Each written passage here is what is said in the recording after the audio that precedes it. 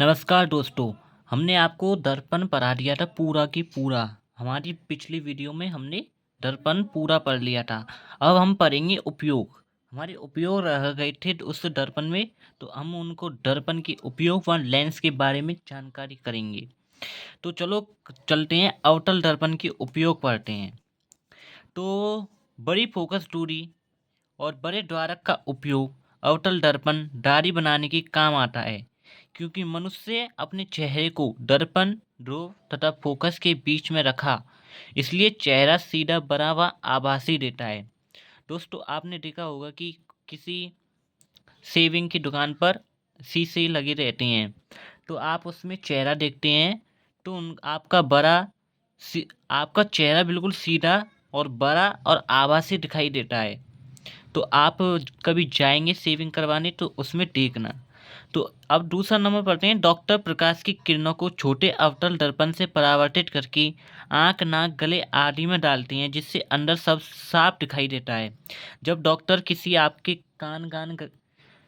आंख, नाक, गले को चेक करता है, तब एक मतलब कि छोटा सा अवतल दर्पण को डालते हैं।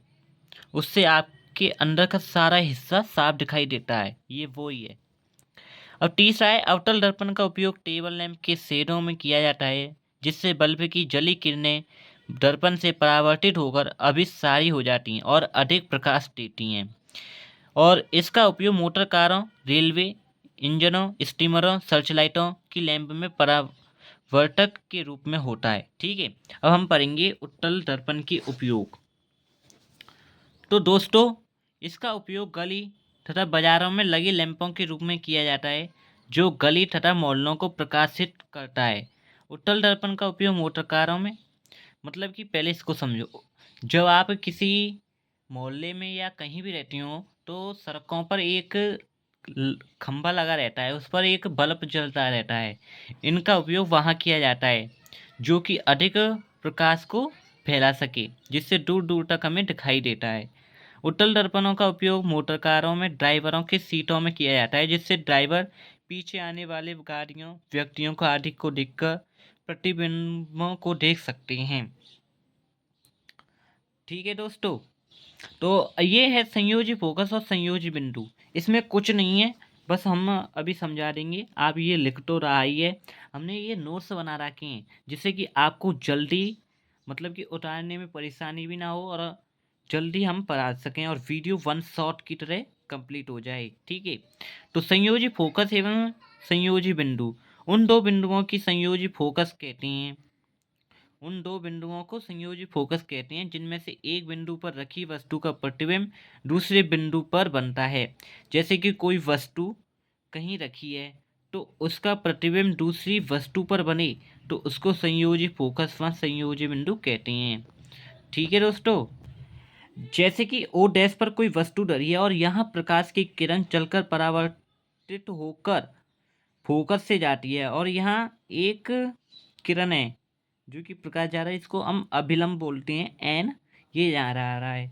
ठीक है। यहाँ एक हमें क्या प्राप्त हुआ, आई आई डैश, मतलब कि वस्तु, इस वस्तु का प्रतिबिंब ओ ओ डैश मतलब कि दूसरी वस्तु पर बनेगा, तो इसको ही संयोजी फोकस कहते हैं।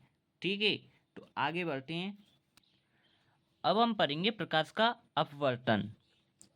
जैसे कि समान माध्यम में प्रकाश किरण सीधी रेखा में चलती है, जो कि आप सब लोग जानते हैं।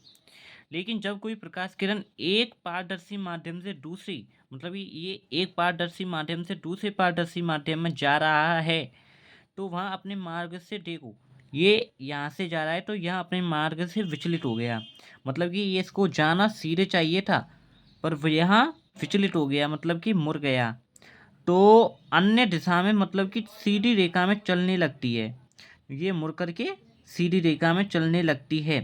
तो किरण के एक माध्यम से दूसरे माध्यम में जाने पर उसके माध्यम में विचलन होने की क्रिया को प्रकाश का अपवर्तनांक कहते हैं। ए जैसे कि हम मान लेते हैं ओ ए, मतलब कि ये ओ ए एक प्रकाश आपतित किरण है। ठीक है। ये आपतित किरण हो चुकी है। तो आपतन बिंदु ए है, ठीक है, ये जो केंद्र है उसको आपतन बिंदु कहते हैं, मतलब कि आप मूल बिंदु भी कह सकते हैं, इसमें कोई कठिनाई नहीं है। आपतन बिंदु ए पर गिर रही है प्रकाश की किरण और अपवर्तन के बाद अभिलंब की ओर झुककर ये मतलब कि अभिलंब की ओर झुक जाती है, मतलब कि ये यूं मुड़ गई तो ये अभिलंब की ओर ओबी में झुक जाती है, इसको ओपी मान लेते हैं, ठीक है। तो ये ओबी में मुड़ गई। अभिलंब से मतलब कि ये अभिलंब से आपतित किरण का बना कोण आई, ठीक है, और तथा अपवर्तित का बना कोण आर, ठीक है, ये आर दिख रहा है आपको, ये आई है और ये आर है, ठीक है। इसमें कुछ नहीं है, बस हो गया आपने। अब हम पढ़ेंगे अपवर्तन के नियम। आपतित किरण, अपवर्तित किरण तथा दोनों माध्यमों को पृथक करने वाले पृष्ठ के आपतन बिंदु पर अभिलंब तीनों एक ही तल में हो, ठीक है, पहला ये नियम।